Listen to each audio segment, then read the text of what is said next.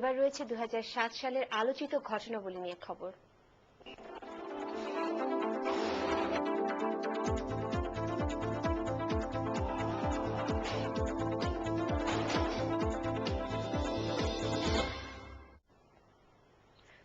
জানুয়ারি 2008 অন্যরকম এক পরিবেশ দেশে। কোনো রাজনৈতিক ঝগড়া নেই, আতঙ্ক নেই, নেই মারামারি। স্বাভাবিকভাবে প্রশ্ন জাগে, জানতে ইচ্ছে করে কেমন ছিল এক বছর আগের এই দিনটি। 2007-এর 5 জানুয়ারির কথা মনে করিয়ে দিচ্ছেন তারিকুল ইসলাম মাসুম। 14 দলীয় মহাজোট 22 জানুয়ারি নির্বাচন বর্জনের পর 2007-এর 5 জানুয়ারি সংবাদ সম্মেলন করে 4 দলীয় জোট। বলা হয়, নির্বাচন গ্রহণযোগ্য না হলে দায়ী হবে বর্জনকারী দলগুলো। অন্যদিকে 14 দলীয় জোটের পক্ষ থেকে ভোটারবিহীন পাতানো নির্বাচন বর্জনের জন্য দেশবাসীর প্রতি আহ্বান জানানো হয়। পূর্ণাঙ্গ ভোটার তালিকা না থাকলেও ব্যালট পেপার ছাপার কাজ শুরু করে নির্বাচন কমিশন।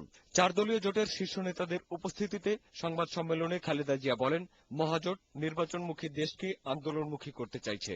22 জানুয়ারি ভোট দেওয়ার জন্য আহ্বান জানান দেশবাসীকে। এখন কোন দল যদি নির্বাচনে অংশ না নেয় এবং তার জন্য যদি নির্বাচনী ফলাফলের গ্রহণযোগ্যতা কম মনে করা হয়, তাহলে সেই অপরাধে দায়ী হবে নির্বাচন বর্জনকারী দলগুলো। মহাজোট নেত্রী শেখ হাসিনা স্বেচ্ছাসেবক লীগের বর্ধিত সভায় ভোটার তালিকাবিহীন নির্বাচন প্রতিহত করার আহ্বান জানান।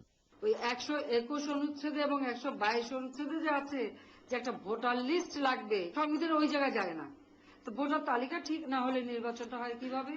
কাজে দেশবাসীকে আহ্বান যে আপনারা তাদের প্রত্যাখ্যান করেন, এই ভোট চোর স্থান যেন বাংলা মাটিতে না হয়।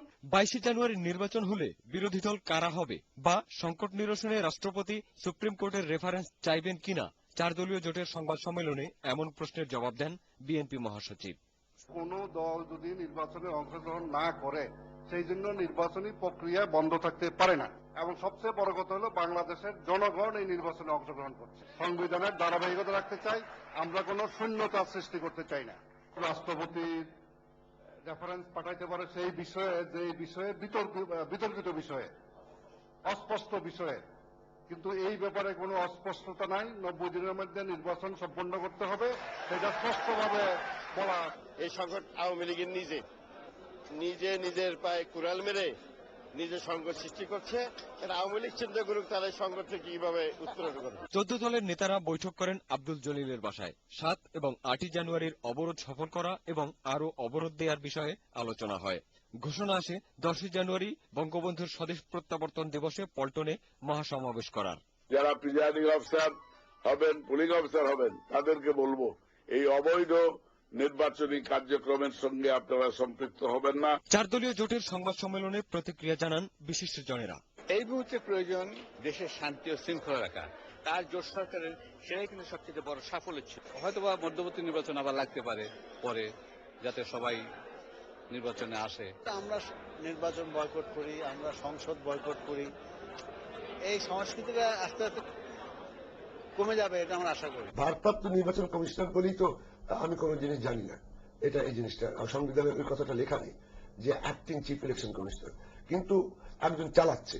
For the sake of democracy যদি একটা ভোটার লিস্ট কালেক্ট করে যদি এটা চলতো এবং যদি 2 দল পার্ট নিত, তাহলে ঠিকই হতো।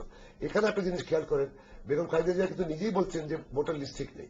সারা দেশে নির্বাচন আর অবরোধের প্রস্তুতি নিতে থাকে পরস্পর বিরোধী জোটগুলো। মহাজোট প্রার্থীরা মনোনয়ন প্রত্যাহার করার পর অবশিষ্ট থাকে 1565 জন প্রার্থী। ওই দিন 2 বার বৈঠকে বসে নির্বাচন কমিশন। সেই মিটিংটা হয়েছে মূলত নির্বাচনের দিনের আইন শৃঙ্খলা পরিস্থিতি কি অবস্থা হতে পারে, কি ধরনের ব্যবস্থা গ্রহণ করা যেতে পারে, সেই জিনিসগুলো নিয়ে মিটিংটা করা হয়েছে।